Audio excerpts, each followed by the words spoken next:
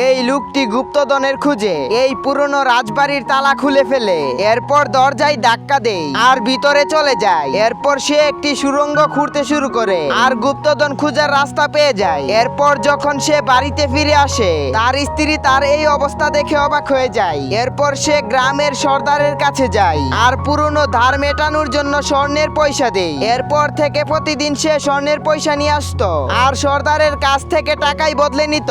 কিছুদিন পর সর্দারের টাকাও শেষ হয়ে যায়। এরপর সর্দার ভাবে সে এত স্বর্ণের পয়সা কোথা থেকে নিয়ে আসে। এরপর সে তার পিছু করতে শুরু করে যাতে এই স্বর্ণের রহস্য জানতে পারে। কিন্তু সর্দার জানতো না, সেই লোকটি জানতো যে সর্দার তার পিছু করতেছে।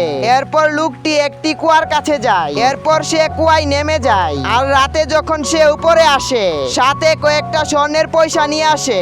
এরপর লোকটি যখন এইখান থেকে চলে যায়, সর্দার কুয়াতে নামে আর সেখানে অদ্ভুত কিছু দেখতে পায়। এরপর সে একটি কৌটো পায় আর সে কৌটোটিকে পরিষ্কার করতে শুরু করে। এরপর কৌটোটিকে খুলে দেখতে পায় একটি ছোট মাটির পুতুল। এরপর সে এটি হাতে নেই, তখন কিছু একটা আসে আর তাকে নিয়ে যায়। তখন সেইখানে সেই লোকটি চলে আসে আর পুতুলটি হাতে নিয়ে অপেক্ষা করে। আর তখনই একটি রাক্ষস চলে আসে আর তখন সে পুতুলটিকে দূরে ফেলে দেয় আর রাক্ষসটি পুতুলটির কাছে যায়। এই সুযোগে লোকটি রাক্ষসের পিছনে থাকা থলিটি কেটে ফেলে আর সেইখান থেকে স্বর্ণের পয়সা বের হয়। টিকটক 1000 লাইক 20,000 ভিউজ মাত্র 100 টাকা। আরো জানতে স্ক্রিনে দেওয়া হোয়াটসঅ্যাপ নাম্বারে যোগাযোগ করুন।